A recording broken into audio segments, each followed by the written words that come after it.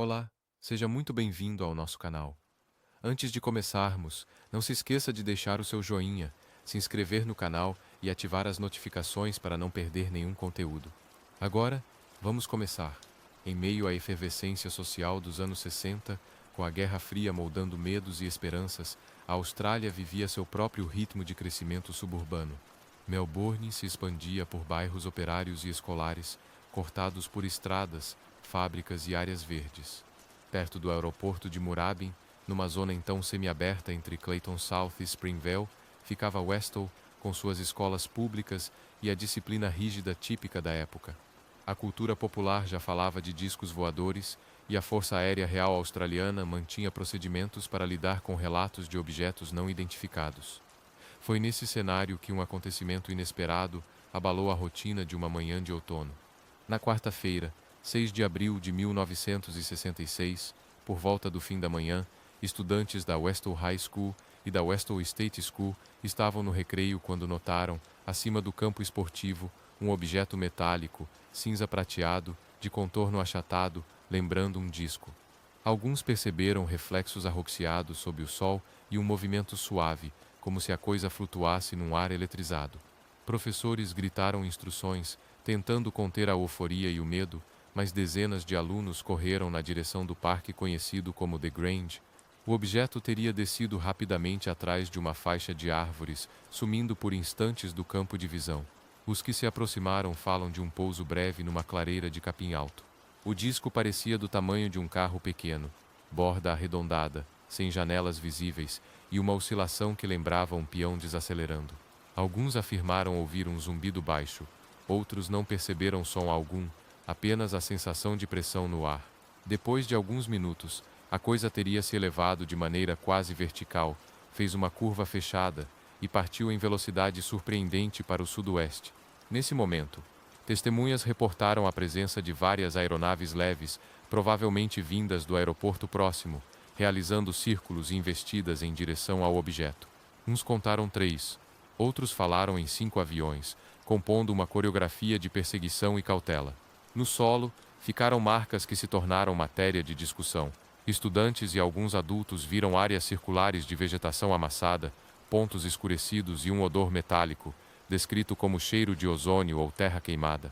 Uma aluna passou mal e foi retirada de ambulância. Havia câmeras fotográficas entre os presentes, e um cinegrafista de uma emissora local teria feito imagens, mas esse material nunca foi exibido publicamente. O professor Andrew Greenwood, entre outros, observou a cena com suficiente proximidade para afirmar, mais tarde, a natureza pouco comum dos movimentos do objeto. A resposta oficial chegou com rapidez. Policiais estaduais e, segundo diversos relatos, homens de uniforme sem identificação apareceram e isolaram parte do parque. Moradores falaram de instrumentos sendo usados, medições e anotações, e houve quem dissesse que o capim foi cortado e o terreno revolvido, como se quisesse remover vestígios. Na escola, o diretor Frank Sambleby reuniu os alunos e recomendou silêncio e foco nos estudos, gesto coerente com o ambiente escolar hierárquico, mas que muitos interpretaram como tentativa de abafar o caso. Um professor disse ter recebido, dias depois, a visita de 2 homens que o pressionaram a não comentar o episódio, insinuando riscos para sua carreira, detalhe que ampliou o clima de mistério. A imprensa local tratou o assunto com destaque. O Dandenong Journal, na semana seguinte, noticiou o avistamento coletivo e mencionou um grande número de testemunhas. Jornais metropolitanos publicaram notas breves e cautelosas. Já os arquivos oficiais, quando buscados por pesquisadores nas décadas seguintes, apresentaram lacunas. Não se encontrou um dossiê robusto e específico sobre Westall nos registros de defesa, embora haja fichas sobre avistamentos na mesma época. Um oficial da Força Aérea chegou a propor como hipótese um balão meteorológico ou um balão de alta altitude do programa IBAL, iniciativa de pesquisa que, sob certas condições de iluminação e descida de carga, poderia assumir formas e comportamentos enganadores. Porém, quando cruzados horários, ventos e trajetórias conhecidas, essa explicação não se firmou de modo definitivo para aquele local e momento. Os depoimentos dos ex-alunos, hoje adultos, convergem em pontos centrais: o disco prateado, o pouso breve no The Grange, a decolagem abrupta, as marcas no solo e a presença de aviões leves. Divergem na contagem de objetos e no tempo total, variando de cerca de 15 até 45 minutos. Um professor relatou que o objeto subiu em ângulo agudo quando um avião se aproximou em linha direta, como se evitasse colisão. Uma ex-aluna recorda que homens de terno teriam recolhido a câmera de um colega. A soma desses testemunhos, ainda que marcada pela passagem do tempo e por memórias parciais, desenha um padrão mais coeso do que o comum em casos semelhantes.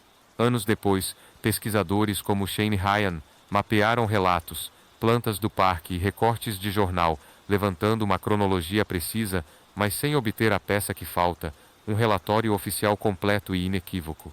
Ao pesar as hipóteses, o balão meteorológico permanece a alternativa convencional mais citada, seguido por sugestões de alvo de treinamento ou experimento aeronáutico. Contudo, nenhuma dessas possibilidades abrange, sem esforço adicional, o pouso ao nível do solo com marcas circulares, ascensão vertical rápida e a interação dinâmica com aviões leves, todos elementos repetidos por numerosas testemunhas. Tampouco vieram a público dados de radar que corroborem tráfego incomum naquele intervalo. O que se evidencia, com razoável segurança, é uma resposta institucional ágil, uma gestão comunicacional discreta e uma comunidade escolar que viveu um evento extraordinário e foi instruída a tratá-lo como um contratempo passageiro. O incidente Westall permanece como um dos casos mais intrigantes da história australiana de objetos voadores não identificados. A combinação de muitas testemunhas, proximidade com infraestrutura aeronáutica e a ausência de documentação oficial abrangente sustenta um enigma que resiste há décadas. Entre lembranças, recortes preservados e um terreno que já não guarda vestígios claros, sobram perguntas essenciais. O que desceu naquele campo do The Grange naquela manhã de outono, e por que sua trilha documental parece tão rarefeita? Até que uma nova evidência apareça, Westall seguirá como um dossiê aberto, um ponto de interrogação fincado no cotidiano suburbano de 1966.